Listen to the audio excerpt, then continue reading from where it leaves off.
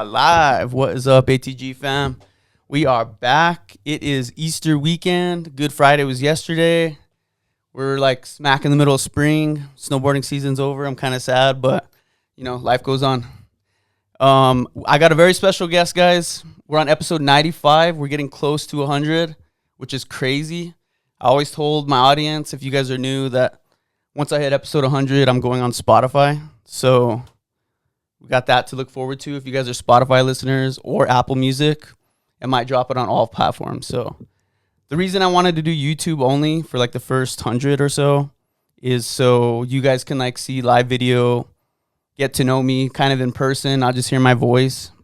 So hopefully you guys know me enough by now. You guys got almost 100 hours of content. All right, my next guest, he's we go farther back than I thought, actually. I was talking to him before the pod. He's the head wrestling coach of Volcano Vista. He's had multiple state championships. They're on a three-peat right now. They just won their third championship in a row. I want to ask him a lot more about all the stats and stuff because this guy's got Coach of the Year in New Mexico, or he got New Mexico Coach of the Year 2023, 2024, or 2024, 2025. 2023 and 2025, which is pretty sick. I'm going on and on. Let's get on Ahren Griego. Let's go, baby. You're good, bro. We are live. I suck at intros, bro. Like I've had like certain people tell me like, dude, you sound so nervous when you do an intro, and then whenever you start talking, you're cherry. You got to do like pre-recorded, something pre-recorded. I know. Blast it. Like even do Bruce Buffer. We are live. Yeah, I need to do that, dude. Kick in. We'll see, bro. Once we start making that real ATG money. Just kidding. That'd be amazing. Who knows, bro? I need to like not like settle. Like there's always opportunity. Growth. That's the wrestler mindset. It is, bro. So I'm glad that we got in touch, bro, because I've known you for since I was like in high school, but like we've never really kind of hung out, but we've kind of known each other from a distance, you know? Like I've always known you were a wrestler. You grew up in Los Lunas. We're both Griegos. We're both Griegos. Probably like long lost cousins, who knows? Like I'm going to treat you like a primo. That's how I see it. And you got a brother that's named Joshua Griego, which is a trip. And he's closer to your age than I am. Yeah, he is. Oh my gosh, I can't tell you. Like during junior wrestling, we would always hear Joshua Griego. We'd both show up all suited up, and it was one or the other. Which one is it? And one of us, like, we were in the middle of eating our hot Cheetos, and we're like, "Oh crap, it's not me."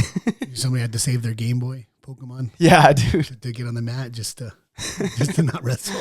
I had to just start hanging out with him so we could just go together to the things. But exactly. So you come from a wrestling family. Did your dad wrestle? Were you the first kind of generation to like get fully immersed into the wrestling scene? So the reality is, my dad never wrestled.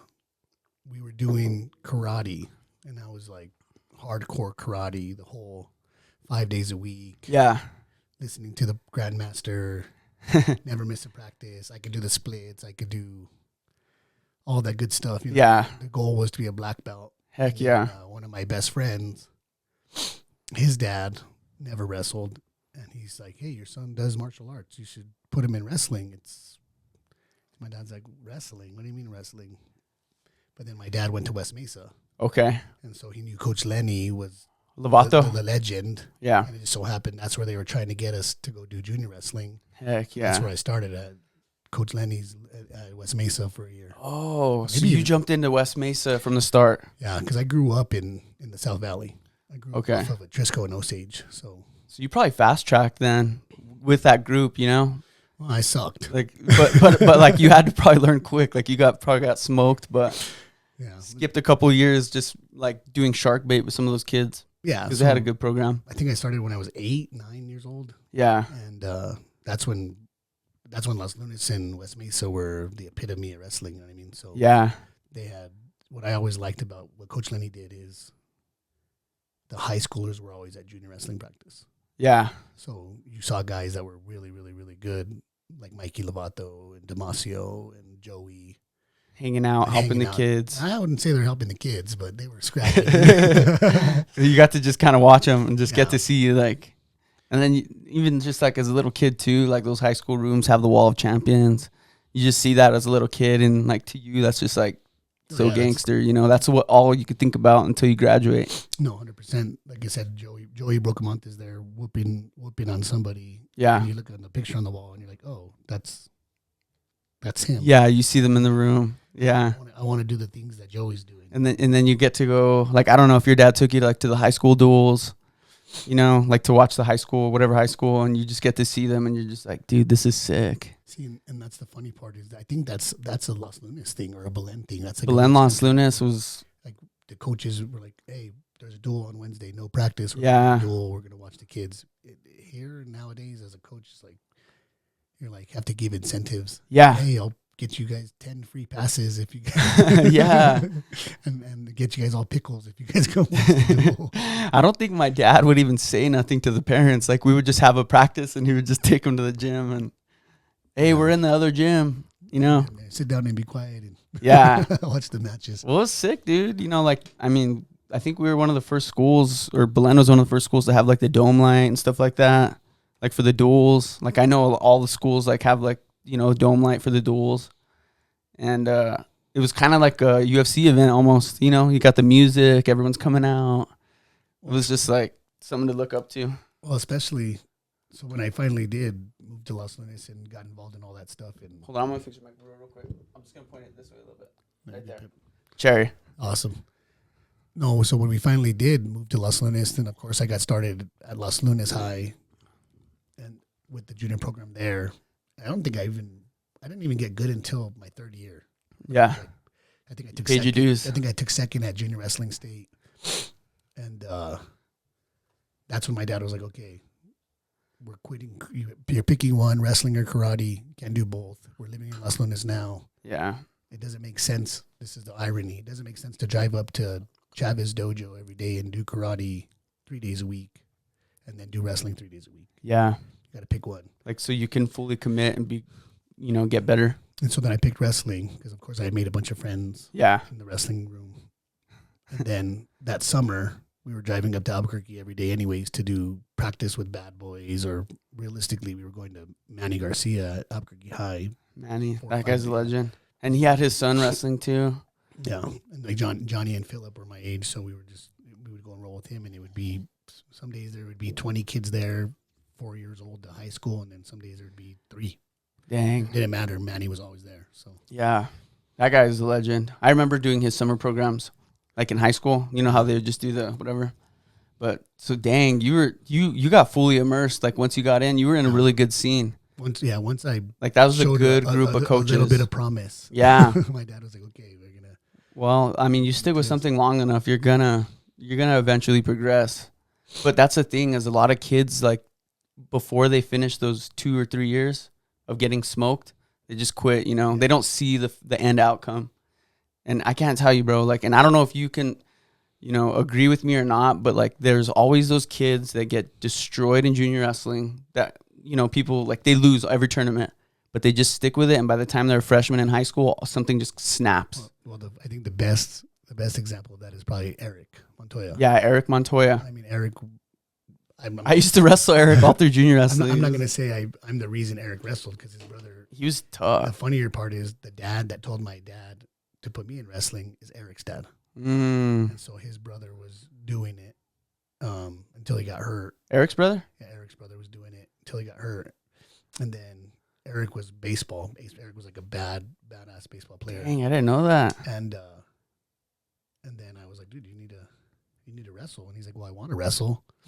And then so he ended up joining wrestling. And like you said, he used to get his butt kicked all the time. You know what I mean? But he was so small. Yeah. He was like 65 pounds. Dude, our weight class was like 70 or 60 pounds, like 12U. Yeah, exactly. Like 65, 70 pounds. But that weight class was tough. Those little Flacco kids, all the matches, dude. I would hate to be a ref. They're like throwing up twos just like that, dude. And then little scrappers just like socking each other. So he's one of those ones that he's stuck. And then look, he went on to wrestle at Nebraska. You know, he's part of your coaching staff too. I've had him on the podcast. Eric's a good dude. He's Yeah. come full circle. Eric's a good He's dude. doing good things, man. But yeah, that's that thing is like, and wrestling, it's such a hard sport that it's so easy to get defeated mentally. Like you keep going to practice, and then you lose, and all these kids are getting medals. Like it's sink or swim, really. No, it is. Like it's sink or swim. So my son's 8 now, and I'm trying to take a real hybrid approach with him because he's a kid that's 100% effort. Yeah, all the time. So he's about it. Competitive, but he grows 3 inches every 3 months, so he hasn't even figured out his body yet. Yeah. So with him, this is his 2nd year. Okay. And so we've only done like 6 tournaments ever. Yeah. I mean, I think he's got medals at 4 of them, so he's not bad. But the reality is, like, I'm not trying to throw him into the deep end yet. Yeah, yeah. But he's slowly traveling. You want him to get a love for it on his own too. Yeah. And the great thing is he goes to go with all my best friends' kids are there, and all his cousins. That's like good. So it's not even a punishment to go. They go and play for 30 minutes of dodgeball beforehand and goof around, and then they spar. That's smart. Train, and then afterwards they tackle each other and hold each other down. You know what I mean? Do the whole cousins thing. So it's awesome. Which is almost like that Valencia County feel. Yeah, it was. It was like a family. We would dude, I can't tell. Like we would all just pack kids in the car. We'd just go to Denver to the the Rockies. Yeah, like we any kids like your parents can't afford whatever. We'll just take a group, bro. We just go send it. Yeah, no, and it was fun. It was like you with all your best friends, get to stay in a hotel. Like you're just that vibe that builds that camaraderie. So like for high school, by the time you get to high school, you guys are like brothers. You guys are locked in. Yeah, no, 100%. And that's why I loved growing. That's why I loved growing up in Las Lunas, is because it's so much different there growing in the country. Yeah, yeah. You know what I mean? As a kid, for sure. City, you'll see these kids. They don't even leave their house. Yeah, they don't leave their house. They don't do anything. And then the country, you're like, I'm bored. I'm gonna take the 4-wheeler down to Joe's house and you just disappear for a little bit with the BB gun, and we're gonna kill some prairie dogs. Yeah. And Mom, I'll be back by 11 or the sun goes out. That was always the mission, huh? In Belen, Las Lunas, like as a kid, you had your Red Ryder or pellet gun. Let's see how many prairie dogs we get. Take out some prairie dogs. We would have fireworks. We'd smoke them out. We'd post up by the thing. Yeah, it's kind of a little bit malicious, but at the same time, it's like they're ruining the crop. So I know, that's true. It was justified. It was justified. But yeah, my dad irrigated, so he was always like, "Get those birds out of here." Yeah, exactly. Like, all right, I got you, bro. 100%. But yeah, that mentality, it's different for sure. The small town mentality, it's different than the city. And then too, like now the iPads, like we were just talking before this, like we never, like social media was barely taken off when we were like in high school. Like MySpace was a thing, kind of. Like I think I had a MySpace, but like posting every day, doing like Instagram reels, like that was not even a thought. Like I remember looking at Instagram, like people just post pictures. They don't write nothing. This is stupid. Like I remember thinking that, like, this is dumb. I'm not going to post pictures. And I like never made one. Yeah. And like like you said, we have those crazy years in our teens and 20s that just never existed. Exactly. Probably for the best of us up. The funny part is with the MySpace, I read a meme the other day. It was like, we need to bring the top 8 back. Some of these fools need to be put in their place. Yeah. Oh, dude, that started some wars. You took someone off your top 3. You're talking to a chick. You put her up there. They're like, dude, what the heck, bro? You put her above me. You're like, dude, I have to, man. Yeah, dude, come on. You're really, behind the scenes, you're my best. And then you'd pick your favorite song. What's your favorite song? Oh, for 3 days, it'd be like 3 days on the MySpace. You know what I mean? I would go to my friends and I would log in like once a week, and then I wouldn't get on, and then I'd go back. Do you remember what your song was? Do you remember like, or what it would be? Do you think? No, I had a bunch of them. I had the 3 that I remember I kept on there for a long time was it's from Hot Action Cop, Fever for the Flavor. Fever for the Flavor. You were a little savage, huh? I know, I was a loco. That's funny. Like anybody that I see now that I graduated with, they're like, Griego, what's up? Yeah. And I'm like, what's up? They're like, damn, you're so crazy. You were so crazy. Yeah. You're so crazy. And I was like, dude, I was. Dude. I wasn't like juvenile or anything malicious. But you weren't afraid. But I wasn't afraid. Yeah. I was wild. I was just like, Let's do it. Let's do honestly, it. I think I just had ADHD. Yeah. Well, and then you get addicted to adrenaline rushes. So like anything that like gets you riled up, you're like, let's go. Let's go do it. Well, even like, again, I would never promote this, but just like the scrapping culture of Las Vegas, and like I never partied. I never really partied. I didn't do drugs because of sports. I drink because my identity was wrestling. Yeah, I loved wrestling. Like I've always had a good sense of self, and being a wrestler was part of that, a major part of that identity. And so, and being a big brother, like those were the two things that were like my thing. You know? Yeah. And so I had to embrace the other crazy things. Right. Writing, you know what I mean? Yeah. Video game addiction. For real. Crash Bandicoot. Crash Bandicoot, dude. Yeah, dude, it was a different time. I remember my song was Swayze. Remember Swayze? Yeah. I met her at a backyard block party by the barn. That was a good one. She kept looking at me like she knew who I was. That was a good little album. Buzzing all over me. She's buzzing all over me like she fell in love. And then you probably rotated it with Corona and Lime. Yeah, that. And then I threw in like a little Kid Cudi. Yeah. Something like that.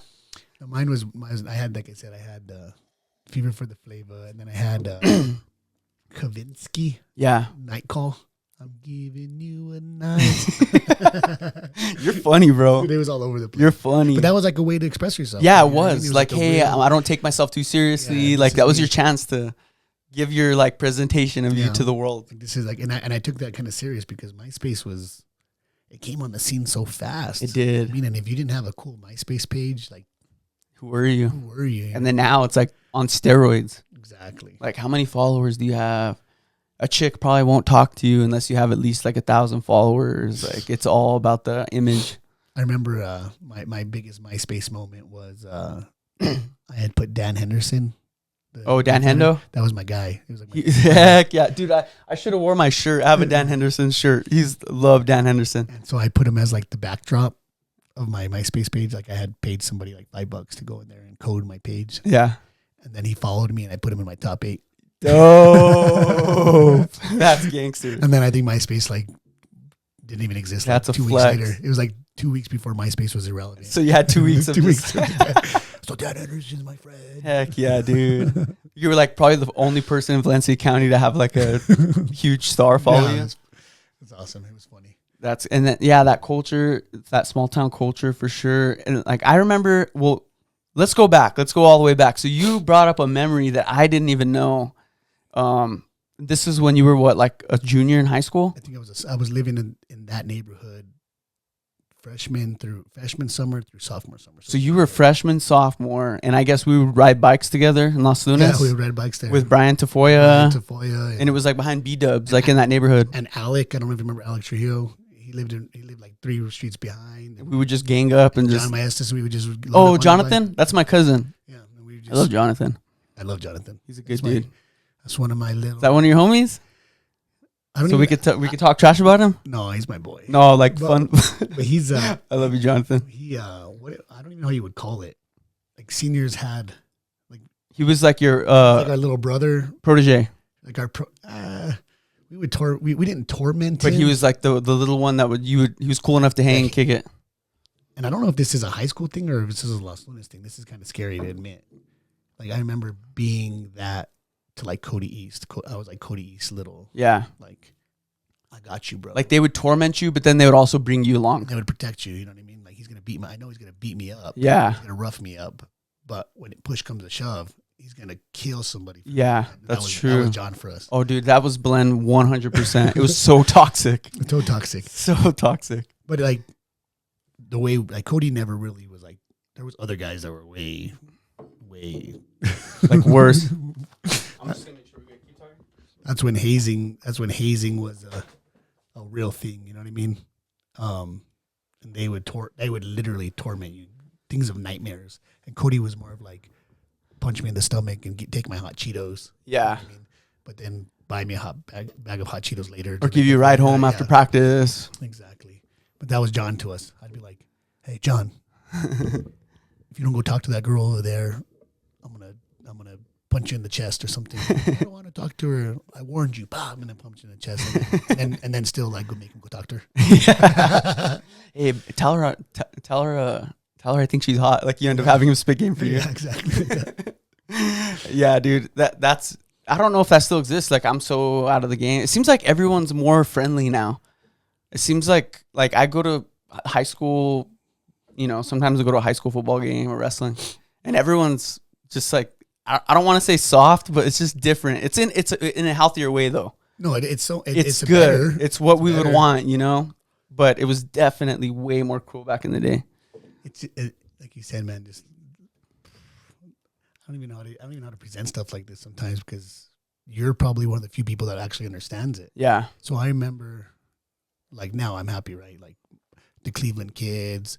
We got kids from Moriarty, kids from Los Lunas, kids from Rio Grande, kids from Atrisco. They come to Volcano and they train. And everyone's blended. And they're cool and they get along, and that's beautiful. It's great. It's great for wrestling. It's great for the community. But like Kevin and the Sanchez brothers and whoever, Jesse, whoever else, you know what I mean? They would come to Los Lunas room, and you guys were like trying to fight each other. You know what I mean? Like you were only not fighting because there was an adult there. Otherwise, you're like, I hate this guy. He's from Milan. Yeah. He talks to my ex-girlfriend, and I talk to his cousin. Dude, these guys painted the B last week. I hate them. Yeah, exactly. Turf wars. You know what I mean? And then, but you would like be scrapping, but it was a good thing because then you were like wrestling 100%. Yeah. But then, like, I was cool. Me and Kevin were really cool. Kevin Cadillo? Yeah, we would go to camps and stuff together all the time. Shout out to Kevin. I think he was like episode 13. That's awesome. Before we had the mics.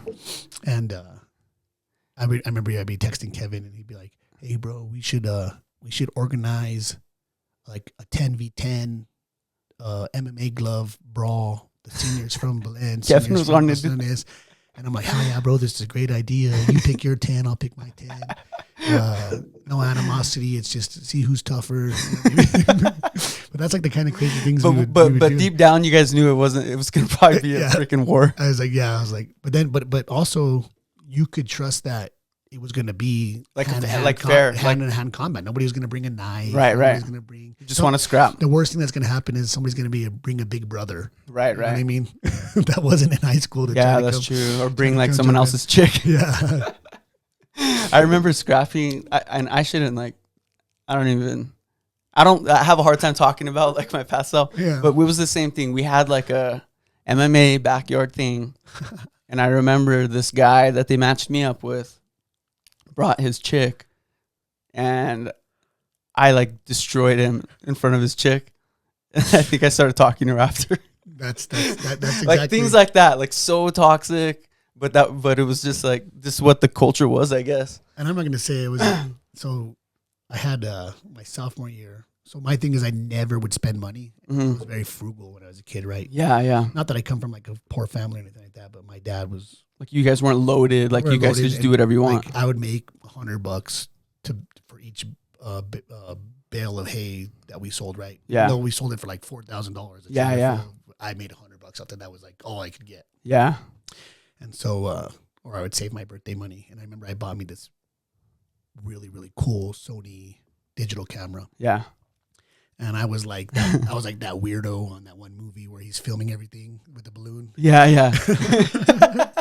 And I filmed everything. Bro. I was like, I'm filming. Was this like what inspired you? Like Jackass? Like was this that era? No, dude. I just wanted. Like I said. Oh, by the way, do you want to keep those on or do you want to take them off? I do. I would love to take them off. Okay, go for it. Yeah, I was like, you don't have to keep those on the whole episode, bro. So you were one of the first to get like a little video camera? Yeah. And so. So were you that dude who would just record every moment, everything you could, like fights, whatever? Fold it out. Watch it. I got you. Yeah, there you go. Sorry about that. There you go. So I bought it thinking it was like, I wanted to capture, I loved my life. Yeah. You know what I mean? I wanted to capture like a documentary. I loved my friends. I loved like everything that I did. So I wanted to just capture so I have memories. And I still have they're like little mini discs. Like SD card in a way. SD card, yeah. But before SD card, it was like, I think SD cards came out the next year. Yeah. So I have like these little mini discs of all these films. I think there was like a Mardi Gras day at school for homecoming week. And I have like pictures of like 200 students and their Mardi Gras stuff. Dope. Great memories, you know what I mean? And so I had that thing. And like I said, I love my brother. And so Joshua? eventually after watching all the like Kimbo Slice and all that stuff, bro. Oh, yeah, we started our own little thing. We just called it Backyard Brawls. Yeah. And we would post the camera up, dude. I would have my brother filming on the camera, bro, taking him to these things. And this is like before street beefs. before street beefs, literally. And it was nothing. It wasn't even malicious. I mean, there was some times where it was like, I don't like that guy. I want to fight him. But it was mostly like, let's just capturing dudes go at it. It's fun. We get out at 12:30 on a Wednesday. I don't remember if that's how it was in Belen. Yeah. At 12:30 on Wednesday, like, let's go to Dion's. And then after Dion's, there'd be like 20 people. They'd be like, hey, you want to go back to homeboy's house and throw hands? Yeah. You know what I mean?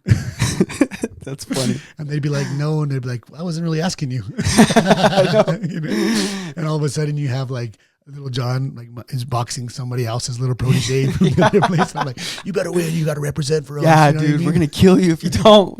And then the camera's right there. It's going to be worse. So I have like hours of footage of these backyard brawls we used to do. And again, it wasn't harmful. Yeah. It wasn't a good idea. But it was just something to do in a small town. Those little Kmart Everlast gloves that come with your first punching bag. Yeah. That's what we'd use. They're probably so It's dangerous. like plastic. Yeah, literally like plastic. Dude, I remember we didn't have MMA gloves, but we had one set of boxing gloves. So I was a lefty, so I would just have one left glove and my homie would have a right glove. We just throw hands with one glove, dude. We've done that too. But I remember one time, dude, it was like, this is when UFC was like really becoming a big deal. Yeah. And it's like BJ Penn era. yeah, everybody wanted to be in on these backyard brawls. So we would like match people up for weeks. You know? And there was one of the guys, I think his name was Isaac. He was trying to be all fancy and he did a spinning back fist and snapped his arm. Oh, because he didn't know how to properly throw a spinning back fist, and the guy just like blocked it, and he snapped his arm. He's like, "Oh!" You're like, dang, bro, we don't even have a medic. I was all deleting this. no proof on this one. Get him out of here. Go drop him off at someone's house. That's funny. I won. I was like, I don't think you won, dude. He's like, yeah, you broke your arm. Oh my gosh, dude, that's so funny. So like. With did you have a pretty good high school career wrestling? I remember seeing you at the duels. How can I say this, man? And it's like it's hard because without discrediting myself. So, I would say, well, I'm gonna get deep with you on this. Yeah. Philosophy wise, so when I went to Los Lunes, Tom Torres was the head coach. Yeah, Tom is a legend. Yeah, I love Tom. I love him. Like he taught me so much just about being like health. Yeah. I mean, lifting weights. Yeah. All that stuff and being tough. You know what I mean? If I have to sometimes dig into my inner Tom Torres with these kids sometimes. I'm like, guys, there's 135 pounds on the bench. Mm-hmm. If you can't do that 8 times, then you probably shouldn't be a wrestler. Mm-hmm. You know what I mean? Yeah. Like, yeah. So the first setting the bar. So the first memory I have of Tom Torres is it's a bad memory. Mm-hmm. They were good that year. I think they took third. Okay. State when I was an 8th grader. Yeah. And so I wanted to be the 106 pounder. And so I went to their practices. I went to their practice and I practiced with them and I was beating the guy. He was a senior. Mm-hmm. And I was beating the guy who was the 106 pounder and I was beating the freshman that was his backup. I was like handling them. Okay. And the AD at the time, I don't remember his name. This is when the 8th grade rule kind of came into effect. And he was kind of like, well, if Tom wants him, we'll let him let him do the 8th with the coach's approval. And Tom being Tom, he was going to roll with his senior no matter what. You know what I mean? Yeah. Doesn't matter how bad I beat him. You know what I mean? And I think they ended up, that guy didn't even win a match at state. He was 0 points. Yeah. And they got 2 points, they would have been runner-ups. Or it was really close. It was something really, really close. Like where that weight class was crucial. Any points would have been the difference between first, second, and third. And so I was like, I didn't like him. I was here my feelings. Yeah. I'm 13 years old. You know what I mean? I go to high school practice. I gave everything my all to get a shot, and I didn't get it. So that was my first memory of Tom. He basically was like, we're not doing little kids. Yeah. You know what I mean? Yeah. You're kind of jaded at that age. So 4 months later, now I'm a high schooler, and he runs. Tom was Monday through Friday, 7 o'clock at the Los Angeles weight room, which to this day is still what I think is the baddest weight room I've ever seen. You know what I mean? Even though it's not like this fancy weight room, it's a 5-car garage. He's just got that grit in has it. a grit with old school weights. You know what I mean? You lift the garage doors open. You can lift with your shirt off. That's I mean, it was cool. Yeah. I get there and I'm the only person there. And Tom's like, "Who are you?" And I'm like, "Really, dude? Like, I just tried to get on your team. Like, for that." He's like, "Oh, you're Griego. Great. That's why everybody just call me Griego." Yeah, Griego. yeah. And I'm like, "So what are we gonna do today, coach?" And he put 225 on the squat bar. I'm 110 pounds. 225. I never squatted like for reals. And in my Torres life. was a beast. Like, wasn't he like Mr. New Mexico, Mr. New or Mexico, something? like 1976. Yeah, He's like, and even as an old dude, jacked. Still. Like, yeah. He still runs 5 miles every morning. And his son too, Brian. I just saw Brian the other day. Just genetics. The gym all the time. And James, all of them, just genetic freaks. You know what I mean? And so he puts 225 on the squat rack. He's all, "Do it." And I'm like, "What?" He's all, "Do it." I unrack it. I take like the 2 steps back. I go to squat down. I just collapse right. And the safety racks catch it. He's like, "Now I know where you're at." He just wanted to see max effort fail and then build you up, like break you down. And there was probably a method to his madness. Yeah. Or it was just Tom being like unrealistic. I don't know. Yeah. It's having a standard. And Not everything makes sense. Yeah. And so, but then I showed up every day. Yeah. And I think it would be me. I was there every day. And this is important because this was taught me that consistency matters. And I ended up getting from like 110 to 125 that summer. Nice. Like as a little dude. Little lifting, you know what I mean? And So I gained his respect. I think I gained his respect. for sure. And so the only ones that were really good. Well, here's the thing. Like Belen at the time was more wrestling culture. Like they had more kids that loved wrestling Right. and grew up wrestling. Right. Los Lunas had a lot of kids that wrestled, but they just did it it was just something to do. Right. And like they were wrestlers. Right. Los Lunas they had a lot of people that wrestled. Right.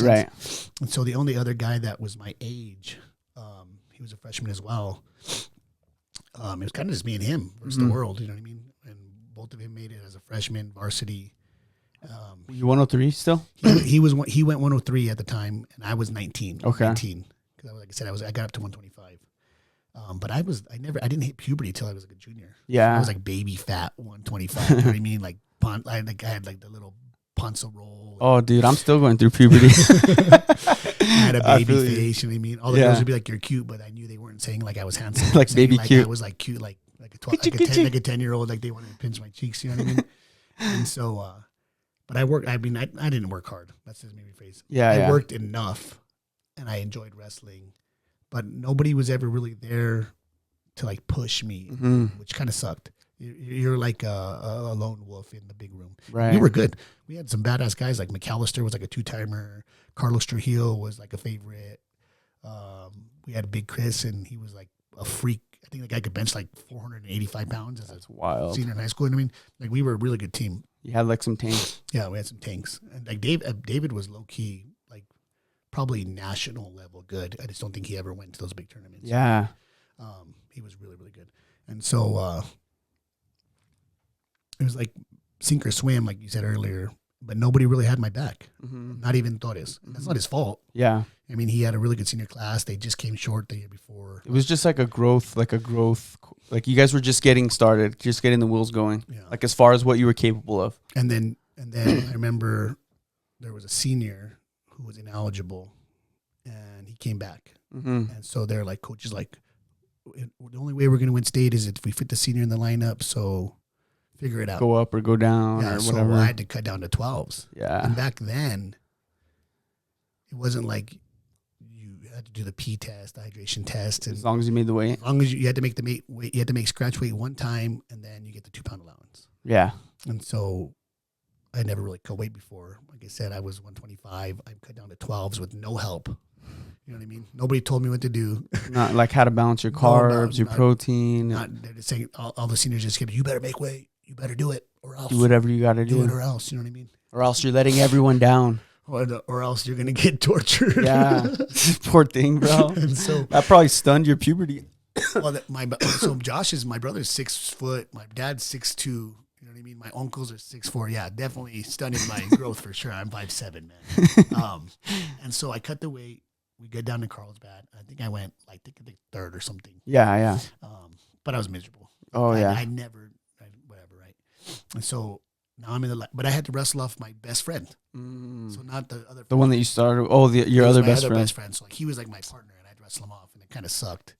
But it was what it was. Like I said, wrestling was my identity. I was never gonna be JV. Yeah. I mean, wrestled for too long too. Oh yeah, dude. It was a badge of honor even just to be varsity back in the day, Exactly. or even now too. But like just to be a part of a state championship team. Exactly. And then I remember we went to the Vivian. The Vivian was the next tournament I wrestled at, and I cut down for 112 to 112 because it was my spot. Now I had to make it. Yeah. And I remember Torres looking at the bracket because that's when the Vivian was like stacked. Everybody was a state runner-up, a state champ, a state placer. And I drew this kid from Grants. He was the 2 seed. And he was a 2-timer from Grants. Yeah. Coach Torres looks at me and he goes, Griego, I'm gonna need you on the backside, baby. You gotta come to the back door. And I'm like, before you even wrestle. Before I even wrestle, before I even look at the bracket. Dude, Torres, right? You're such a savage. You're savage, dude. And I'm like, but instead of saying, you know what, you could do, you got this. Take it to this guy, blah, blah. And I beat the kid. I beat him like 11-1. It wasn't even like close. He was a senior. I destroyed him. And then I think I ended up losing to like Vicente from Rio Rancho. And dang, I forgot about Vicente. And I think I won like 2 or 3 matches. Yeah. You know what I mean? And then I ended up losing to Vicente. Or some, I think it was Vicente. I think he won it that year at my weight. And so the whole time I was there, so this is another cool part of Los Angeles, is like the girlfriends of the guys would always be there. Like you'd always have a fan base. Yeah. Like you'd always have people cheering. Yeah. And they used to be like spirit awards. I think the Vivian used to do a spirit award. They did. They would give a spirit stick, and then state they would do a spirit award. I remember that. Would be crazy. Belen would be crazy. Yeah. The Cueva would be crazy. There'd be these places. You know what I mean? I can't believe they stopped doing that. Yeah, I know. That It's was kind of lit. sad. And so the girlfriends, again, because I was the cute little guy on the team, you know what I mean? They're giving me popcorn and pickles and candy bars, and I didn't even snap, you know what I mean?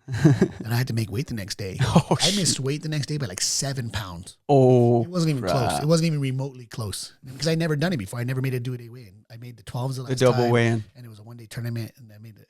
Dude, I'll tell you what, I never not made weight ever again. Between Torres made me wrestle off again, you know what I mean? I got my ass kicked by the team. You know what I mean, dude? That's the quickest way to get shamed. And then I think we took second at the Vivian, and I probably could have placed. You know what I mean? And maybe give us a shot. You know what I mean? And it was just a whole thing. It was just like I was shamed for like a month. You know what I mean, a month. And anywho, fast forward, I went like 2-2 at state. I think I was like 13-13 as a freshman. Yeah, you know what I mean? Not the best year. Yeah. But going back to what I said about Torres, and I'm not mad at him. Was he your coach all through high school? I had him for 2 years, and I had Sharky for 2 years. So Torres never, ever told me I could be a champ. Mm-hmm. And that was like heavy to admit, like as I got older. The only person that ever told me I could be a champ was my dad. Yeah. You know what I mean? Yeah. And Manny was like, you're good. You know what I mean? You can do it. Why are you losing to these guys? Like, yeah, that's true. You know what I mean, like he saw your potential. He knew what you were capable. You have the best version of you. Yeah, and he would see me grinding in the room. I'm wrestling with guys like Seth Chavez and these other his sons. You know what I mean? And I'm beating them in the room. He's like, yeah, you're beating these guys in the room, but you're losing to some kid from Cibola. That right. I mean, like when it comes down to it, and it's just having that confidence, that coach, that system that's building you up, that's feeding you positive, and telling you what you could do, you know. And that was the problem with Los Lunas is it was always a dog eat dog. Nobody really was there for you. They wanted Los Lunas to be good. You had to do your part for Los Lunas to be good for the team. But Los Lunas never did good for you to be good. Right. And I really that's tough. I really use this in my coaching philosophy now. I think this is why like I'm a better coach than I was a wrestler. Is because I mean I believe in every one of my kids to be a champion. Yeah. I know how hard we work. Right. I mean, I know the sacrifices I make for them. And then I'm a selfless person, you know what I mean? I don't need credit. I don't care about credit. The only credit I need is all the success of the kids. You know what I mean? The kids are getting better and they're doing good things, and that's enough credit right now. I don't need anybody to pat me on the back. But I have like the best guys around me Lolo, Eric, my brother. I brought in a girl named Lori, who's a gangster. I have Crumb, who's been my assistant since day one, who's like the ultimate motivator. Heck yeah. He's the part of me that I've always needed. Yeah. You know what I mean? That I never had. You know what I mean? Because like that motivator in the room. yeah, and he'll come up to a kid, he'll hug him and embrace him and tell him that they could conquer the world if they want. You know what I mean? Heck yeah. And he's so important. And then I have guys like I have this old head. We call him Coach. He's Coach Glass, and he's the most humble, selfless guy. You know what I mean? So I have like the best staff. Yeah. And it's underrated because a lot of the time people don't realize it. They always just look at like the head coach. And, Right. Right. that guy was All-American or that guy was just 2-time state champion. I was like, I don't care about my pedigree as a wrestler. Right. I know wrestling. Right. You know what I mean? I've done it my whole life. Yeah. I've been coached by the best guys in New Mexico. But I also have the best guys around me to help me get better all the time. You know what I mean? Right. And so going back to the Torres thing is like, even the next year, I was good. You know what I mean? I was taking first, second, pretty much at every tournament. And I think I took third at the Vivian. And then I ended up making the semis as a sophomore. That's what's up. At 125. And I lost in the semis to Nick Ramirez, I think. Okay. What school was that? Rio Rancho. This one, Okay. remember, this one Rio Rancho was Rio ranked number Rancho 4 in the country.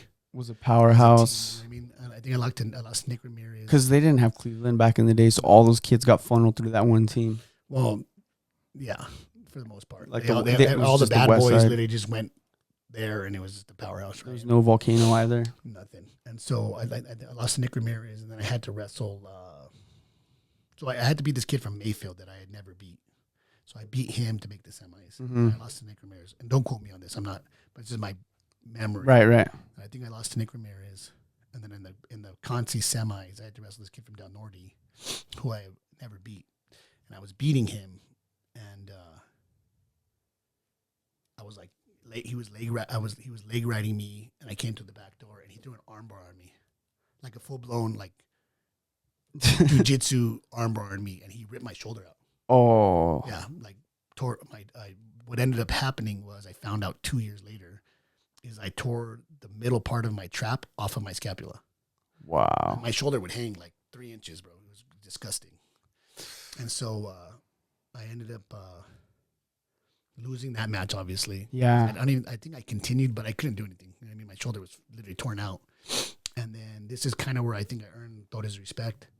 I wrestled for 5th and 6th against With your shoulder all my blown shoulder all out. blown out. And I wrestled this kid named Benito Martinez. God rest his soul. He passed. He's one of my good friends. And he was good. Yeah. And I ended up beating him like 10-1 and got bonus points. And I think that's why we took third that year. Or we took second that year. And that was Torres' last year coaching. You know what I mean? I'm not saying I'm the reason we took second. I'm just saying my contribution helped us take second. For sure. And just stepping up too, like those coaches, they had such a high bar. Like it took you to wrestle with your shoulder blown out completely and get those points for him to be like, okay, you're a dog, you know? Exactly. Like you would have to prove yourself constantly, you know? And it's tough too, because as a kid, it's like a lot of pressure. It's a lot of pressure on a kid. Pressure. And but it teaches you how to not put yourself first. Like you're doing it for someone else. You're doing it for your brother in practice. You know, you're putting your team above you. And I never wanted to, as much as he would call me a P word at practice, and I think it was hilarious, right? Because to me, man, I'm a jokester. I laugh at everything. So anytime Torres said something that was remotely funny, and he did it every day, 10 times a day. Yeah. I'm sitting there laughing, rolling on the floor. And he's like, that's it, sprints because of Griego. Yeah. Balconies because of Griego. Everybody jump on Griego and wrestle him for 10 minutes. And so I never want to let him down, you know what I mean? So I remember that was a thing for me, just being tough. Yeah. And I was. I think there's one thing I'd say about it. So I was tough. And so my shoulder's jacked up. I'm going into my junior year. I'm training with Manny. I think I did the cadet dual team that year for the team, and we were pretty good. And it was fun. And then I think they had Grand Nationals here that year. And I ended up taking in the cadet, right, which is in the junior. So that was year one. I think I took second in Greco, and I think I took second in freestyle. That's what's up. And so like I wasn't a bad wrestler. I knew what I was doing, man. But I just said I never had anybody outside of my dad or Manny telling me I could be a champ. So come my junior year, we get Sharky, And I mean, we lobbied. This is when he went from Belen to Los Lunas, and then we took on Lee Chavez. You guys took on Lee. And so Sharky is like a Valencia County legend, right? Yeah. He I think with him and Lee, I think this was during your high school career. I think we were on a six in a row state champ. Something like that. So I think, because I remember, I think I still have the hoodie. It was like 6 consecutive years of just state championship team. And I want to say they were possibly, I don't know if they were ranked Belen, but I think they were honorable mentions. Yeah. As a program. So yeah. like Rio Rancho was ranked. They were number 4. Right.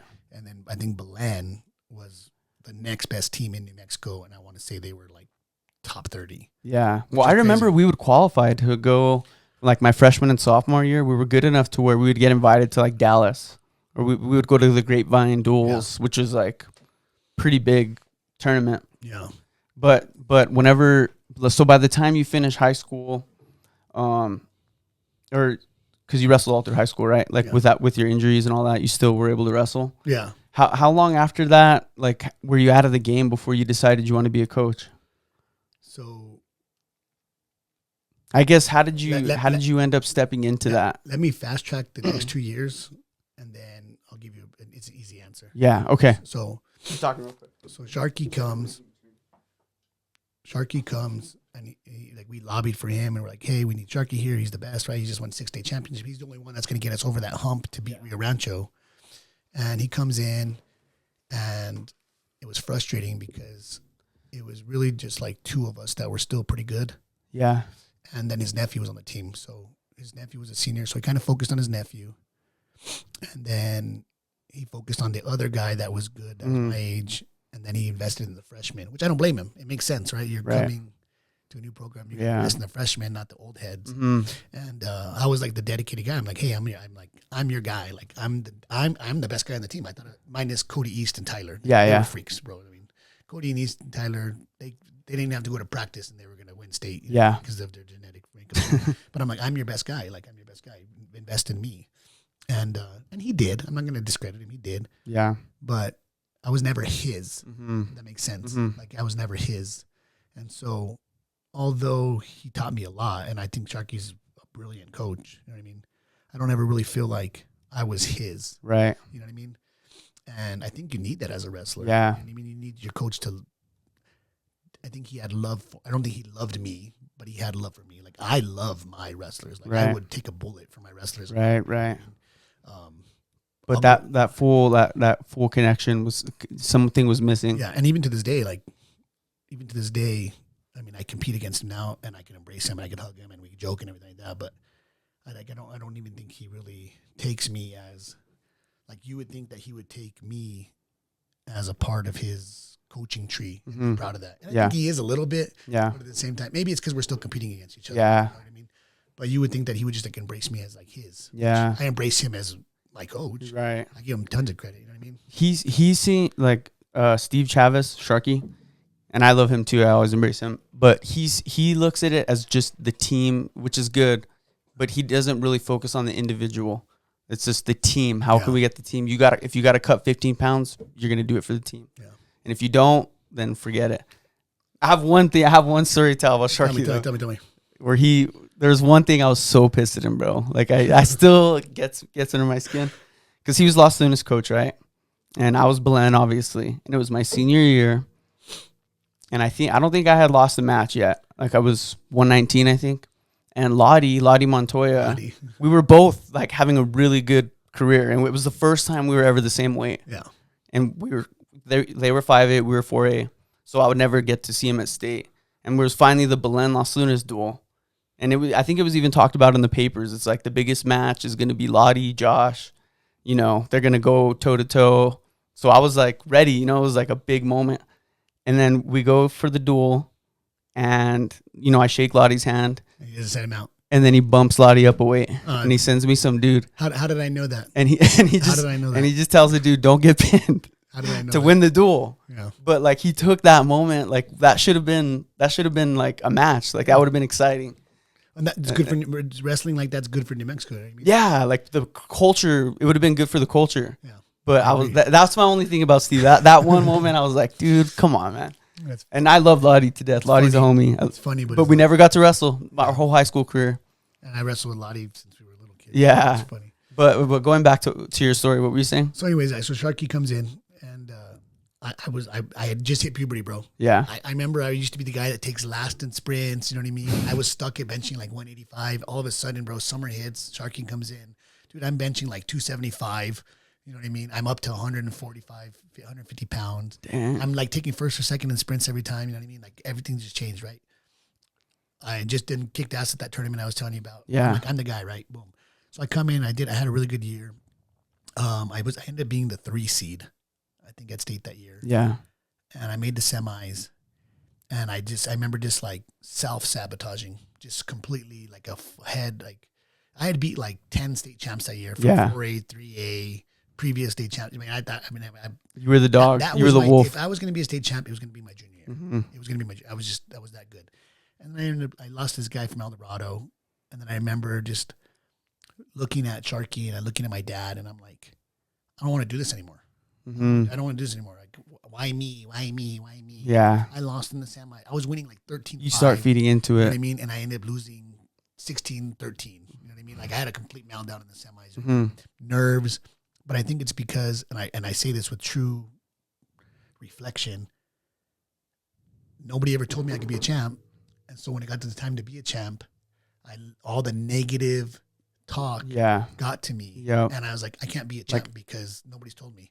Like almost imposter syndrome. Like I don't belong here. I have to lose this match because I'm not supposed to be here. Even if it's subconsciously. Yeah. Like you can't, you've never saw yourself there. You never, you never had that visualization. I never lied to myself enough to say I'm the best guy. You have to be delusional. Now, I trained like the best guy. I did all the sacrifices to be the best guy, but I never. But putting it together. Couldn't do it. Yeah. So I ended up taking 5th. Yeah. Again, so I took 5th as a sophomore, 5th as a junior, and I was just like, 5th, man, I suck, blah blah blah. But I wasn't going to take 6th because I wasn't going to do worse than I did the year before. Yeah. I remember I wrestled this guy from Carlsbad. I let all that pent up. I think I had a boots in and a power half. And I could have pinned him right away. But you just wanted to just left the power half there, like, an inch off the mat to torture him. He's screaming. And then there was like 10 seconds left and I pinned him, right? Like, I just remember like letting all my frustration on him. But then I also had like this stupid mentality from growing up in Valencia County. Is like, well, he might beat me in a wrestling match, but if we throw hands, let's get it in the parking lot. Yeah. I'll win that way. So it was like always like which is a stupid. But you have that edge. You know what I mean? Because what does that mean? Yeah. You know what I mean? It's immature, but that was your way of proving yourself that you were better, like more of a dog. And now I tell my kids are like, oh, I'll go fight him in the parking lot. I'm like, he's going to kick your ass, bro. He just beat you in a wrestling match. Like, he was the dumbest mindset. Yeah. So come senior year, Sharky did invest me a little bit more. And I had just gotten better, you know what I mean? And I ended up making the semis again. This was the first year I was at the Santa Ana Star Center. Yeah. Where did they used to have it? At Johnson Gym. At Johnson? So my freshman year was at La Cueva. Because it used to be... They used to pick schools, huh? Like 5A would be at one school, 4A would be at school. And then it was at Johnson Gym for 2 years. And then it was the first year it's been in Santa Ana. It's been there since. Yeah. So I was red hot. I wrestled at district. The guy that I lost to in the finals, I wrestled him at district. And we had this badass match. And I was like, I can do this. Finally started clicking. He's like, I can do this. I've lost this guy 20. I'm 0-20 against this guy. Yeah. But I just had him beat. Mm-hmm. You know what I mean? I can do this. And the last 2 weeks, me and my best friend Johnny, we actually like went ham. You know what I mean? He only wrestled because we were friends, right? Yeah. And he was like, "No, you're going to be a champ, and I'm going to be a state placer, and screw everybody." Yeah. What do we got to lose? Let's just let it 2 all weeks hang left. out. Send it. I finally got a shoulder brace. You know what I mean? So I had a shoulder brace to protect myself.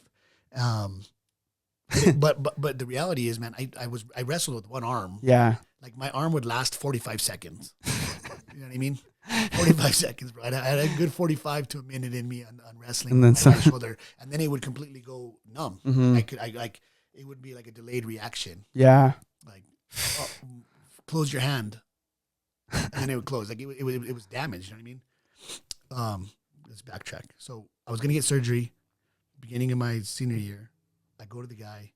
I go to every surgeon here in Albuquerque. And they're like, yeah, we don't know what's wrong with you. But I got cortisone shots. I got x-rays. I got MRIs. everything you can think of. And then finally, the last doctor, the Lobos doctor for the football team, Yeah.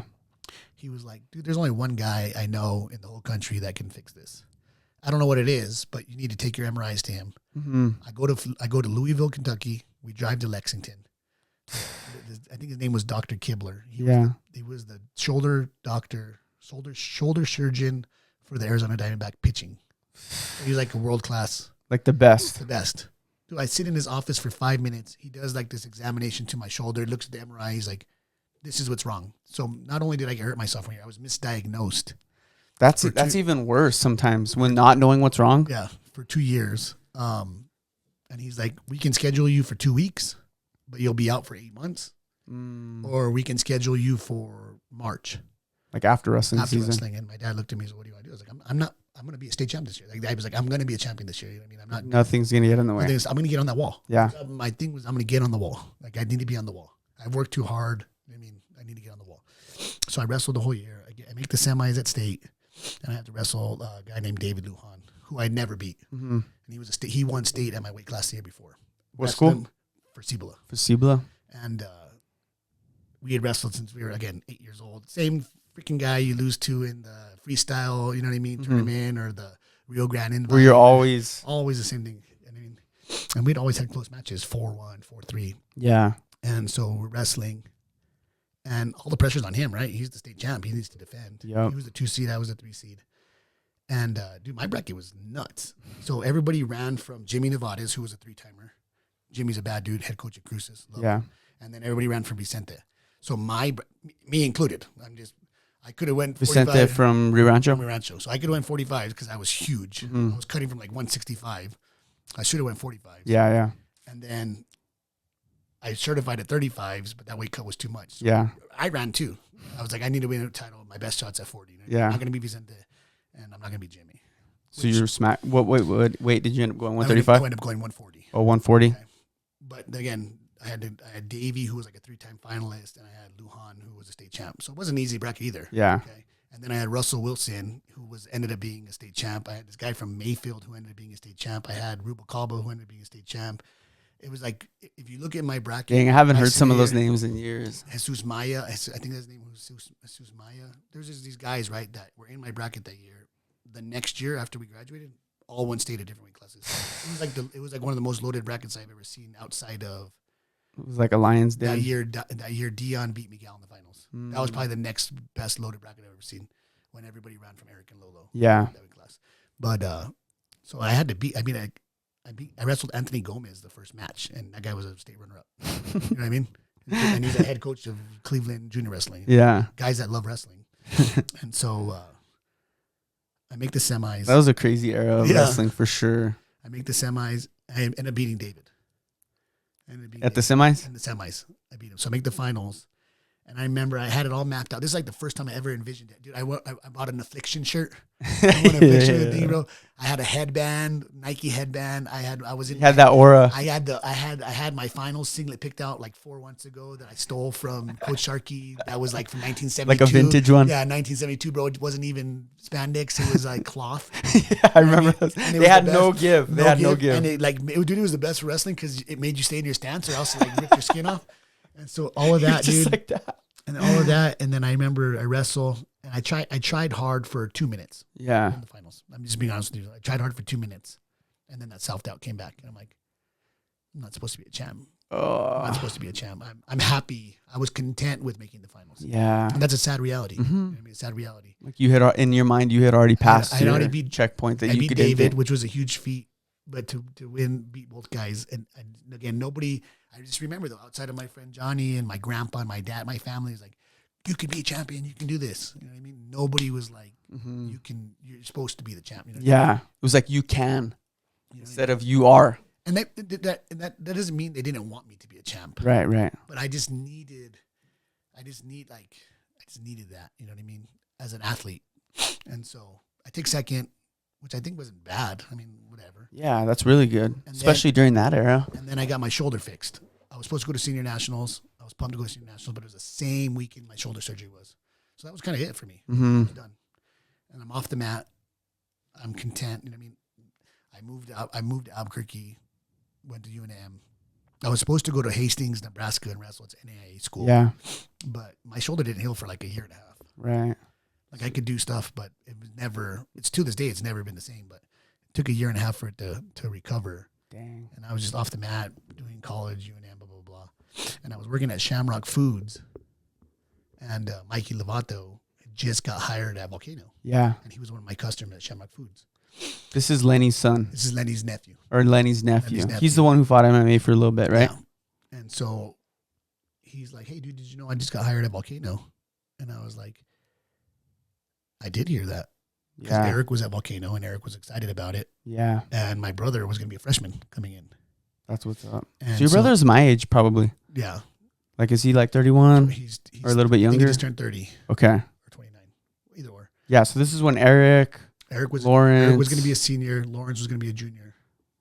Yes, I remember that. And my brother was going to be a freshman. Because I was Eric's age. Yeah. I think we were always the same. Graduated 2012. 11. So maybe he's a year younger than me. You're younger than you. Yeah. Him and Lawrence were a year younger. So I started coaching in 2012. So Mikey gets that coaching job with no disrespect to him. He had no staff. Yeah. So he's like, hey, you used to be pretty good. Heck yeah. And I'm like, yeah, it was pretty good. And he was like, and I was like, I would actually want to help you. Like, I'm like a guy that would want to help you. Eric's my best friend. Yeah. You know what I mean? Yeah. My little brother. And my actual little brother. Like, it was like a perfect setup. It was a perfect setup. And he was going to go to that school. And he was Your going to go. brother. We lived in Volcano District. My brother didn't go there. Eric went there. And my brother had stopped wrestling. My brother quit wrestling. Yeah. And that summer going into that, he decided, like, I want to do something. Heck yeah. So he did like a summer with Volcano. Yeah. But it wasn't really with Volcano. It was like Bart Lujan. And he was like, got tortured because he had been off the map for like 3 years. Yeah. Yeah. That's tough. Yeah. Even when you take 1 year off. It's And my like, brother was good as a little kid. And Yeah. so, like, it was really like a rude awakening. Like, damn, I really shouldn't take 3 years off. You know what I mean? Anyways, I get there. So it's me and Mikey. That's it. We had other guys that would come in. And This is like 2011. This is 2012, yeah. 2012. 2013. And we took fourth as a coaching staff. Now, like I said, when I say it was me and Mikey, like there was other dads that would come in and help every once in a while, but Yeah. the only people at practice every day was me and Mikey. And then the next year it was just me and Mikey again, but Coach Lenny retired. Mm. And so Mikey was torn. He's like, I'm at Volcano. Who leaves Volcano? Yeah. You know what I mean? But my alma mater opens up, and this is a Lovato dynasty. Yeah. What do I do? And so he ended up deciding to resign from Volcano and go to West Mesa. But because we're good friends and we loved each other, Mhm. he did me the biggest. He waited till the last possible minute to resign so that I was the associate head coach interim. Mhm. I still had to interview and win the job. Right. Right. But I was already in. Right. You know what I mean? And then I've been there since. Dang. So I got to coach. It's crazy how things set themselves up like that, huh? Like things just work themselves out. It wasn't like something that you were pursuing. It was almost like God just like set up the steps for you to just for it to all work out. But the reality is, I always wanted to coach. I just didn't think I would. I always imagined I would have to do something like go coach at Socorro Mm-hmm. and then transfer to a Moriarty. Yeah, yeah, yeah. And then get to Las Lunas. The goal was always to go back. And to coach your Las roots, Lunas. You know what I mean? right? But if you can jump all those steps and go to Volcano, I mean, Yeah. the blessing was huge. You know what I mean? That's so the blessing sick, was huge. dude. And then you get a chance to coach the way that you wanted to be. That's the best part. Like we go back, we look at our career, and we think of all the missing puzzle pieces, and you get to add those to your new culture. And I get to feel That the mindset, the mentality, it's so important. That mentality is everything. yeah. Like you even look at like, I mean, I'm bringing it back to like MMA, but like dudes like John Jones, like they might not train the craziest, but they know they have this belief that I just cannot lose. Like they have that self-belief, like, and you bring it into that culture, that Kel Sanderson mindset, you know, where everyone, you're a winner. You're a part of a winning team. You're going to win. And you just keep saying that, you keep feeding that. And then all of a sudden these kids just adapt it. Well, and that's really, not that I'm Kel Sanderson, because I'm not, but that's one of the models I use is like, guys, I didn't reinvent the wheel. This isn't the Ahren Griego or whatever you want to call it, program or curriculum. Yeah, yeah. all I've done is I've taken what the coaches that taught me how to do. Yeah. You know what I mean? Watch what these coaches that are winning is doing, and I bring it here and format it to you guys. So if you want to argue against the system, argue with Kale Sanderson. Yeah. And Casey Cunningham. You know what I mean? Yeah. David Taylor. Those guys you want to argue with. I mean, all I do is copy and paste what they do and bring it to you guys with love and consistency.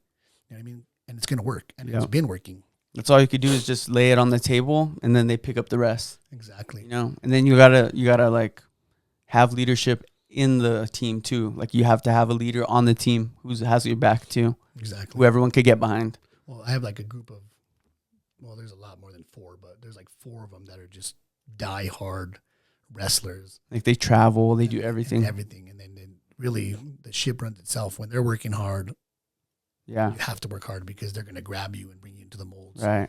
It's really easy, not to coach, what I'm saying, but like to get the ship sailing. And once the ship's sailing, it mans itself. You know what I mean? And like I said, I have the best coaching staff. Like Lolo. Shout out to Lawrence, homie. Lawrence is a saving grace, man. He's the amount of positivity and affirmation that he brings to those kids. Like he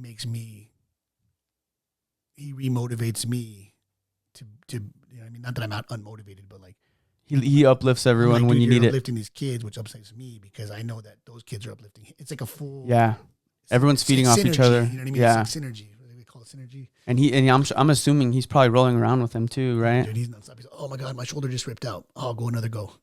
I'm like, you don't have to, man. You're the coach. He's like, I know, but he almost scored on me. I got to teach him a lesson. That helps, dude. It helps having those dudes in there. Even just Eric. Yeah. Like when you get used to just live rolls with guys like that, and then you go back to your regular high school.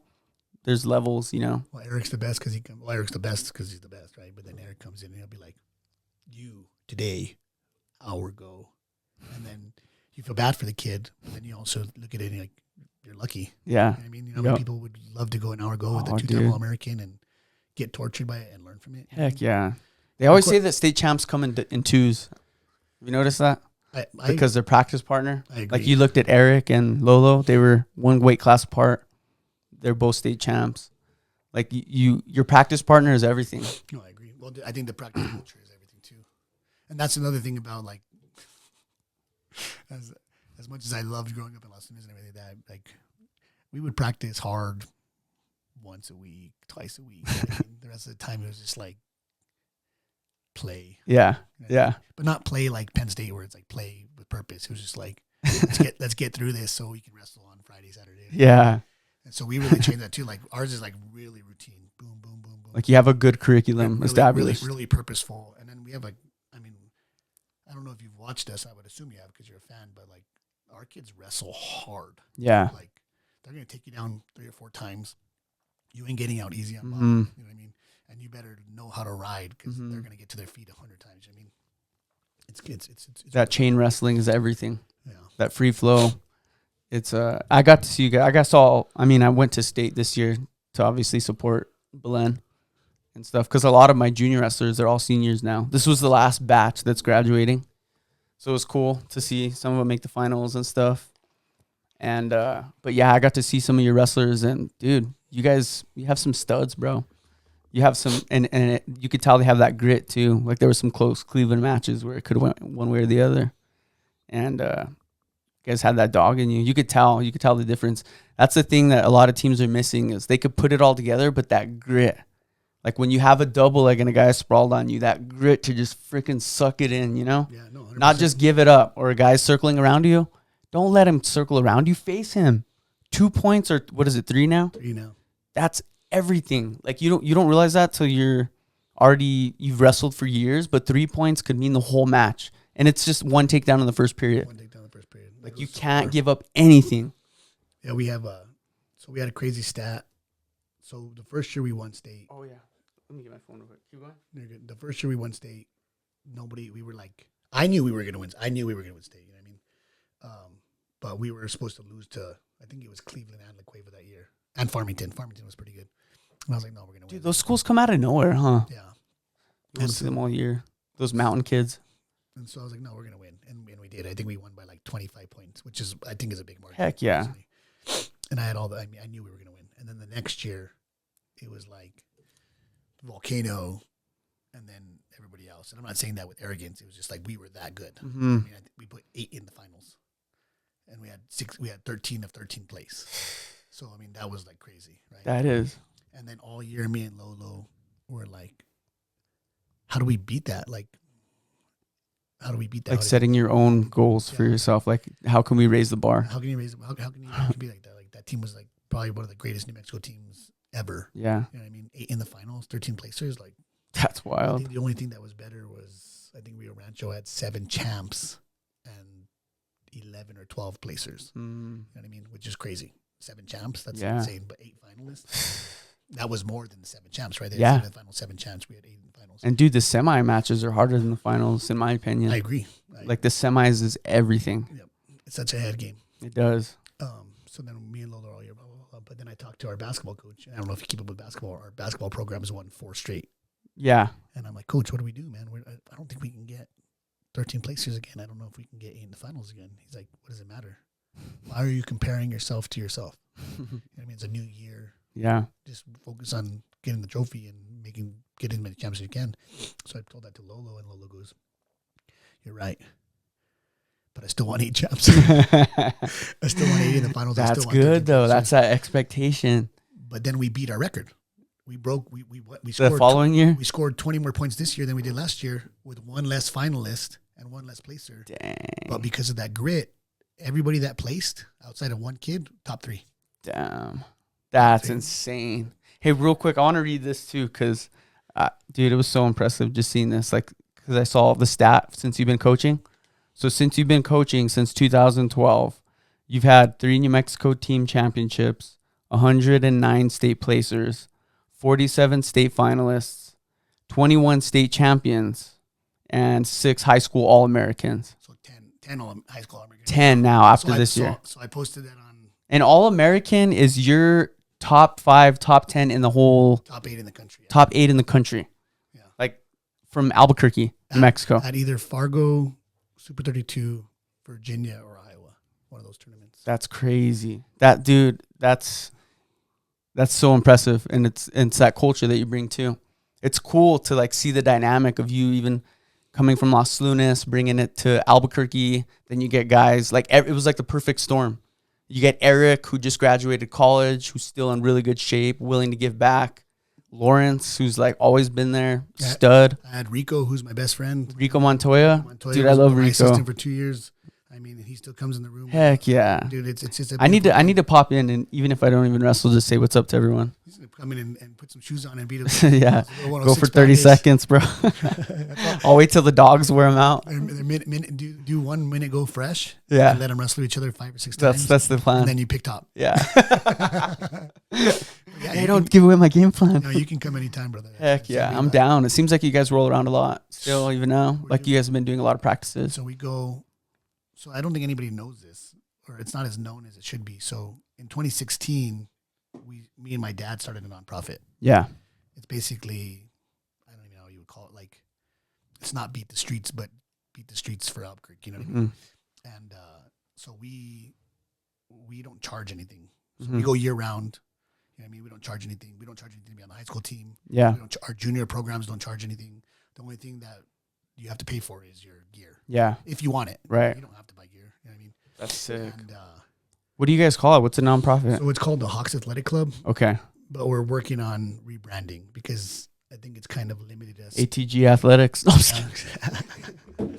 But I think it's kind of I think it's kind of limited us to people thinking it's like for Volcano people only. Right. You want to kind of open it to like you said, the rebrand to where it's like the Albuquerque Metro. Right. I mean, but really it's for anybody. So, I mean, we buy. That way people don't get that turf thing like, oh, I'm Volcano. I'm not really Volcano. Exactly. And so we buy, anybody that joins, we buy their USA and AAU card. Yeah. We buy it. We pay for it. They That's don't pay a dime. All they got to just give the information. So when you sign up, you give us your information, whatever, and we take it. We buy a USA and AAU card for you. That's sick. And we pay for the youth programs, rent. We pay for, we help pay some of the volunteer coaches, you know what I mean, for their time and their professionalism. That's cool.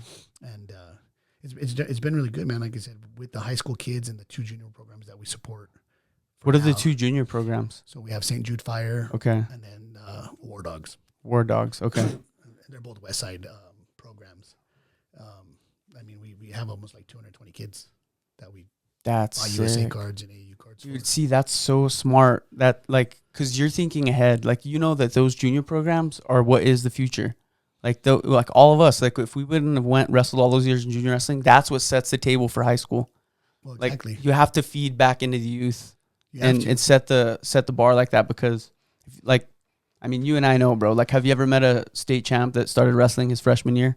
Like, very, very rare. I can know maybe like one. Yeah. Like, all of them have paid their dues in junior wrestling. Yeah, for the most part. And then the even bigger thing is, like, I'm pretty sure your dad was he the Belen head coach? He was the junior wrestling coach for me all through and middle school. Yeah. And then they didn't let him coach my high school. But he ran the youth program, right? He ran the youth program for like 12 years. And did he ever profit off of? We didn't make Exactly. nothing. So same with Las Lunas. I mean, we did. There was Las Lunas Junior Wrestling, and then there was what was it? The other Valencia County one? The other Valencia Manzano. Vista. Yeah. Vista. Yeah. So we were Manzano Vista. Yeah.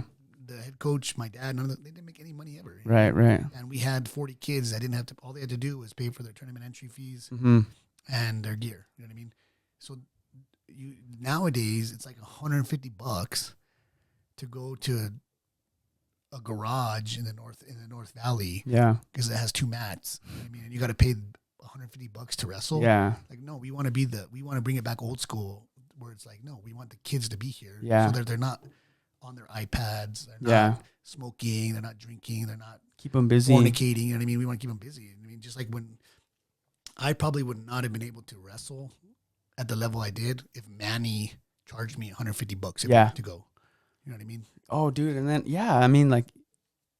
poverty, dude, in New Mexico, it's huge. There's so many studs that their parents could give 2 craps. They don't feed into them at all. Like that missing talent, that's like the opportunity you're bringing to those kids. Like, you're giving them you're setting the table for them to progress. Exactly. And I would, like I said, I mean, I don't need to, I'm a public servant. Yeah. I teach in an autism program. I mean, that's what I do. That's my primary job. I teach in an autism program for a long time. Yeah. And, dude, again, if I didn't have the resources available in Las Lunas for those guys that were selfless, Yeah. I mean, just like you didn't, Yeah. bro, you know how much more trouble I would have got in? How many times funny story is like the shenanigans of off season not having wrestling. One time we went 4-wheeling. I had a Ford Taurus off-roading on the ditch banks. Yeah. And I had Jonathan with me and another buddy of mine. Maestas. Going back to the little John story. And we high centered. So the middle of the car was like teetered. Oh, yeah. And we were stuck. And so I had John go with this big old stick and like dig it out. Yeah. And he did. We're dumbasses. We assumed the car was going to go forward. You know what I mean? Yeah. And the car goes backwards and smacks him in the back of the head. And I thought he killed him. Oh, my God. So it like teetered back. And all the way to the car smacks John in the back of the head. Oh, my God. He's out, bro. Like, out cold. Like, Oh, my God. And so I pull his feet out. And the other guy in the car is like, he's dead. Oh, We shoot. killed him. We smashed him. And, Just little things like that. and that's Little John's origin story. He came back to life and he became an engineer and got married. That's a superhero story. The plug just connected. Now he's gonna run NJW, I think. Dude, and he's doing everything, bro. That guy's he loves talk the sport. about ambition. Jonathan, if there's one guy to have his hand in everything and do well, that guy can handle it. I think he might be a manager at Sandia soon. But because of wrestling, I'm sure that he got there, and also because he loved the sport. Yeah. And look at Jonathan. I mean, I think he might have been varsity 1 or 2 years. Yeah. But you just love the sport, and it teaches you so much. And like I said, he's going to be a manager on base, and Yeah. he's running all of MJW. You know what I mean? Yeah. And I'm proud of him. I think he's done a great thing, and he does a good job. Yeah. I think that culture, it's growing. That's the thing that makes me happy. The sport is growing. We got girls state tournament now that never existed when we were in high school. So now that opens up a whole new door for all bunch of different types of wrestlers. Like, I don't know. I would love before I die to see like UNM have their own college wrestling team. Like, it's my goal bring it back. to see a dual match in the pit. Yeah, that'd be awesome. That would be just so gangster. Like, think about all the sick wrestlers, bro, that have to leave. That if they just stayed here and all competed, we had like a dream team. Yeah. I guarantee Even you. if half the dream team guys, I think, were on a lineup and you recruited the other half. Yeah. It would still be a competitive. Be doing better than the football team. Yeah. Like, you know, like you got all these All-Americans. Like, who's to say they can't destroy some of these kids from Colorado? So my second master's is in sports administration. Yeah. And you learn a lot about budget and revenue and how to manage and build programs. And so the funny part is, like you said, football, I think they lose money every year. Mhm. You know what I mean? And in one of my research projects, I it's like you need $500,000 annually to run a program out of UNM. They already have a facility. They already have a wrestling room. But they have a number that you That's what you would have to hit. That's what it would be, is a realistic number, 500,000. That's for a minimalist schedule. Mhm. I mean, a decent Travel, $70,000 head coach. You know what I mean? You're not going to get the best coach for 70,000, but that's the starting point. You know what I Yeah. mean? And with the partial full scholarships, you know what I mean? Because you're not in Power 5, so you're going to get the 9.8 or something like that. And so $500K, and that you could go to the Cliff Keen, you can do all the regional stuff. That was me projecting them in the Big 12. Imagine UNM as a Big 12 team. That's so cool, man. That would be so sick. You're gonna tell me UNM can't get a wrestling team, but North Dakota State and South Dakota State Exactly. can. That's the way I see it. Like some of these schools, Those are D2 schools in any other sport. You know what I mean? So who knows, man? I'm speaking it into existence. UNM wrestling team one day. Hey. You know, and maybe we'll be lucky enough to be a part of it. Be on the floor at least. I'll be a donor. Yeah. I would proudly contribute, bro. If they said, hey, Josh, you got to give this much and there's this many stakeholders, I would gladly like help out. I think so too. Imagine how sick those singlets would be. Bringing back the vintage Louis. That'd be awesome. That would be sick, huh? Dead center, a turquoise one. Heck yeah. That'd be awesome. So what's, and this, we're kind of getting close to wrapping it up. What's been your favorite part about coaching? Like, to sum it all, what's been your favorite, like what excites you the most about being a coach? I don't think the best part's come yet, because again, I would love to coach my son when he gets there. But my favorite part up to this point was probably that initial. It was like 2 initial classes. So that when I first started coaching, I got to coach Eric, Lolo, and my brother, who are all very important people to me. Yeah. I mean, to this day. And then my brother's class was like that first class that was mine. So that first year I took over, we took third. Yeah. And we were 5-6 points away from first. You know what I mean? It was wild. So that first class was very important to me. I mean, I was a single guy. I had just finished college. I didn't have many responsibilities outside of coaching and teaching, you know what I mean? And so we did everything together. We would go to the gym. We would go watch movies together. We had like a family thing, you know what I mean? And it was like, basically I was hanging out with my little brother and being a good mentor for him and his friends. So that was cool. That was a really good experience. And then this class I have now is really important. But again, it's come full circle. Whereas it started with Eric and Lolo and my brother and myself. And now the 4 of us are coaching together. That's sick. And we won then, and now we're winning again now. So that's my favorite moment. Is just the full circle way it's come. You know what I mean? And then Eric's kids, Crumb's kid, my son, they all do the junior stuff together. So as I'm not bought into the every Sunday at a junior wrestling tournament yet, but Monday through Thursday, I get to go kick it with my boys. Better get a bunch of like Dayquil to save your voice. Not me, man. I'm my son. For now, I'm just my son's dad. Yeah. I mean, I trust Eric and Crum and guys to coach him. Why wouldn't I? You know what I mean? And I just get to sit back and enjoy the show. So full circle, but favorite moment, and that probably at 2023 because I don't know if you know this, but I coached the boys and the girls team. I'm the head coach for both. Yeah. Is when we won state for both the programs in the same year. That was the first time it's been done where one team wins with girls and boys. So dang. That was really, really special moment. Really special moment. And the sad part is my boy Crum, he didn't get to go because he just had his daughter that day. So and he's been with you like ride or die. We're our ride or dies, you know what I mean? And so we were able to extend that celebration out, you know what I mean? Yeah. celebrated that day. Then we celebrated the baby.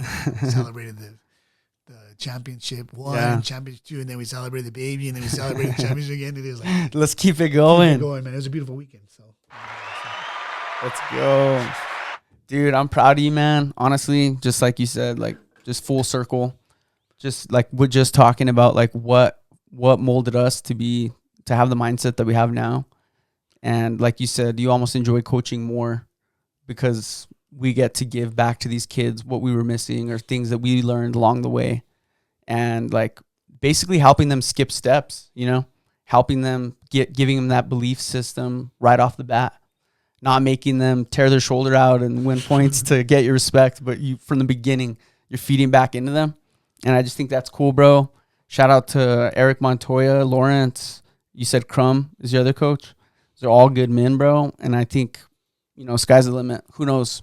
I hope this sport continues to grow, juniors and high school. Like, it's a good time to be in wrestling in New Mexico for sure. Yeah, no, it is.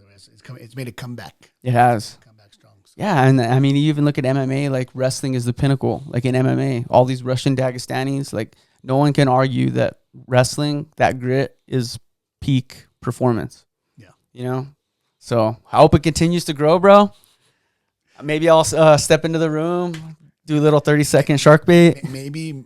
My back's all messed up, but it'll be all right. Just don't get taken down. Yeah, just don't get taken down. All right, guys. Episode 95. Shout out to Ahren. It's been a good time, bro.